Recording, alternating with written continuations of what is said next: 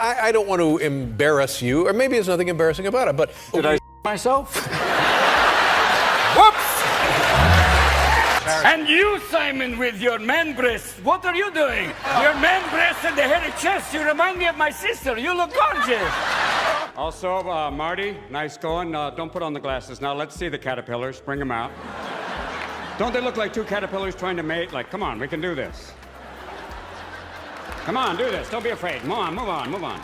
Most comedians make you laugh. Robin Williams made you forget how to exist. From Johnny Carson to Martha Stewart, from Al Pacino to random audience members, nobody was safe. And today, we're diving into 20 moments where Robin Williams absolutely destroyed everyone around him with nothing but his genius mind and zero filter. When you play online and you get owned by a 10-year-old, you're going, "You're my bitch." "Hey, old man, I own your ass." How old are you? "This many." Here's something most people don't know about Robin Williams. The man was a hardcore gamer. We're not talking Candy Crush here. Robin was out there playing Call of Duty, World of Warcraft, all of it. He once revealed that he'd get absolutely destroyed by 10-year-olds online who would trash talk him without having any clue they were roasting a comedy legend. Mom, you're gonna do this. Oh, no. Imagine being that kid who screamed at Robin Williams through a headset. That's a story you tell your grandkids. But gaming wasn't the only thing Robin inherited from an unexpected source. Ever wonder where Robin's fearless comedy style came from? One interview with his mother answered everything. She had this bit with a rubber band that was so inappropriate, Robin couldn't even repeat it on television. Watching him crack up at his own mum's jokes, you could see exactly where the apple fell from the tree. I was on this German talk show and this woman said, "Mr. Williams, why do you think there's not so much comedy in Germany?" And I said, "Did you ever think you tried to kill all the funny people?" The woman was a comedy genius herself, and Robin inherited every ounce of that fearless, no-filter energy. And that fearless approach, Robin took it to levels that made audiences gasp. Robin appeared on a German talk show, and the host asked him, "Why do you think there's not much comedy in Germany?" What happened next is legendary. The audience went completely silent for a split second, then absolutely erupted. But it's weird. The Vatican and homosexuality, oil, water. The Pope is always, "Homosexuality is an abomination." Time out. You're the Pope? Yes. You're dressed like Freddie Mercury's stunt double. Your purse is on fire and you're surrounded by hundreds of boys. And I believe the Vatican's going to come out one day and come out big. It's going to be in nomine patri et filio spiritus sancto, one secular sensation, all the folks you meet. Wow. That's Robin Williams in a nutshell, saying what nobody else would dare say and somehow making it work perfectly. But if you think that was controversial, wait until you hear what he said about the Vatican. Robin once went after the Vatican's stance on homosexuality with surgical precision. His description of the Pope's outfit and the irony of the situation had the entire audience gasping and laughing simultaneously. I had a waxing for a movie, and they had Was two this girls cool? waxing me. And at one point they went, "Do you mind if we take a break?" The man walked the tightrope between shocking and hilarious better than anyone who ever lived. Now, most celebrities hide their insecurities. Robin Williams, he weaponized them. He told a story about getting waxed for a movie role, and the technicians literally had to take breaks. "This is the hairiest man I've ever seen in my life." It is frightening. It is an amazing thing. I've actually been at the zoo and had monkeys go, "What are you doing outside?" His punchline about monkeys at the zoo, absolutely devastating. People always complain about their phones. They're saying, like, I've only got 2 bars. Listen, I'm an alcoholic. All I've ever needed was 1 bar. I'm off and running. He took something most people would be embarrassed about and made it legendary. And his honesty didn't stop at physical comedy. Sometimes, Robin's darkest moments became his brightest material. In one of the most brilliant examples of Robin's self-deprecating humor, he flipped a simple observation about phone signals into a confession. And luckily, we are going to mix up the rub, and you're going to rub it into the meat. See, that shuts him up. Luckily that I had that experience from the ages 12 to 22. The twist was so unexpected and honest that audiences didn't know whether to laugh or applaud. This is why Robin was different. He used his own struggles as comedy gold. But Robin's real superpower, his ability to completely hijack any situation, turning professional productions into controlled chaos. Martha Stewart tried to teach Robin Williams how to cook. Big mistake. The moment she mentioned rubbing meat, Robin went into overdrive. "I'll be rubbing the meat, as we say, for the little children look away from..." Martha's face, trying to stay professional while Robin absolutely destroyed the wholesome cooking segment, is television gold. What were you doing at 10? 10? I was going, What's that? Hallelujah! look at that. The woman had no idea what hit her. But if Martha struggled, imagine being the most professional host in television history. Robin Williams holds a record nobody talks about. He made Johnny Carson break character and laugh more than any other guest in Tonight Show history. Every single time Robin appeared, he'd blow up the script within seconds. When I first met him on Mork and Mindy, we had a marvelous time. Those were good days. You had access to more medication in those days.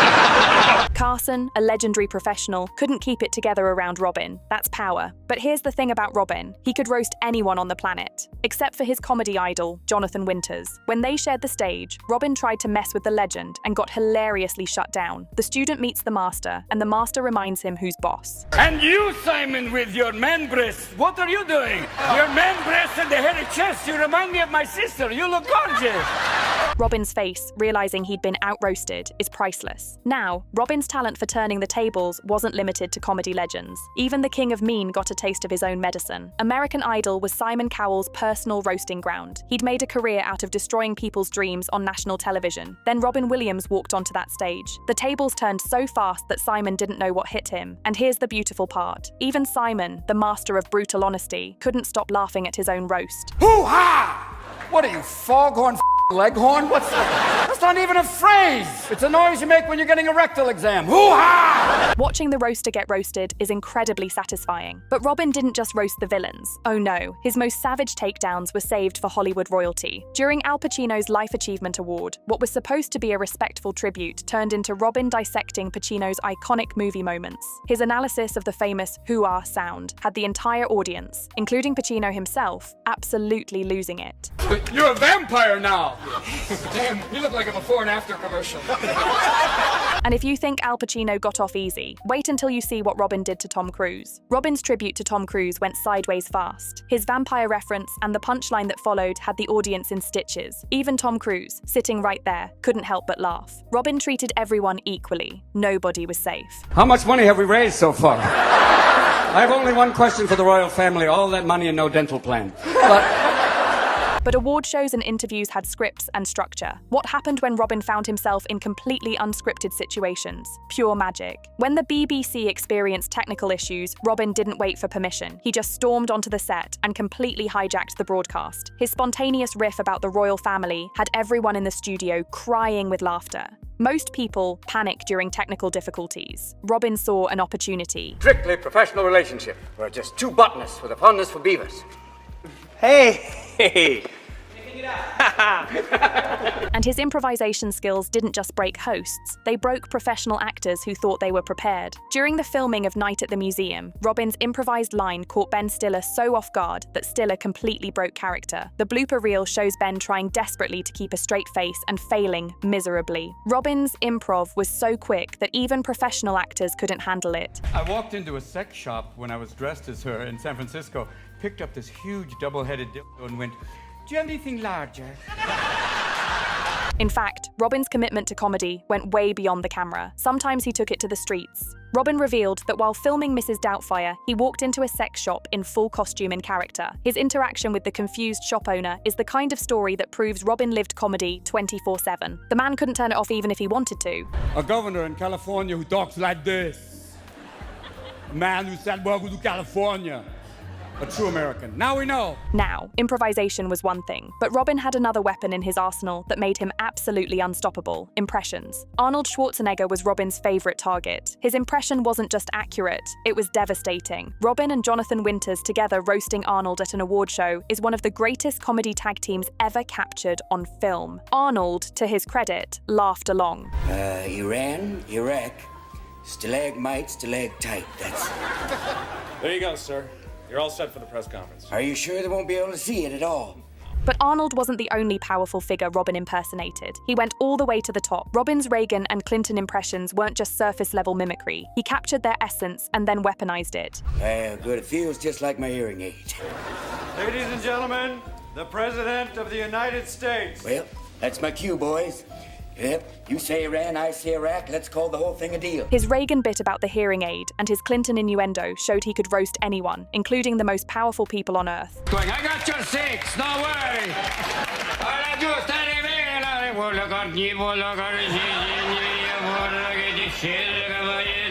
But sometimes Robin's impressions went beyond political figures into pure absurdist territory. Robin's Christopher Walken impression went to places nobody expected. His story about Walken wanting a tail is absurdist comedy at its finest. There is only one animal who can tell you if she is happy and wants to mate. That is Coco, the silverback gorilla. She said to her trainer, and I went, what does that mean? She wants you to tickle her. Okay. Then she goes, what does that mean? She wants you to lift your shirt. I lift my shirt. She reaches out and grabs both my nipples.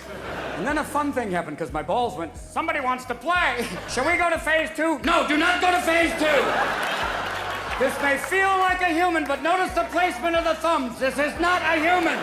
The impression was so perfect and the premise so ridiculous that audiences didn't know how to process it. Now, we've seen Robin destroy hosts, actors, and politicians, but sometimes his stories were so wild that the punchline wasn't even the craziest part. Robin's encounter with Coco the gorilla is one of the most bizarre and hilarious celebrity stories ever told. His play-by-play of the interaction, complete with warnings about phase 2, had audiences simultaneously cringing and crying with laughter.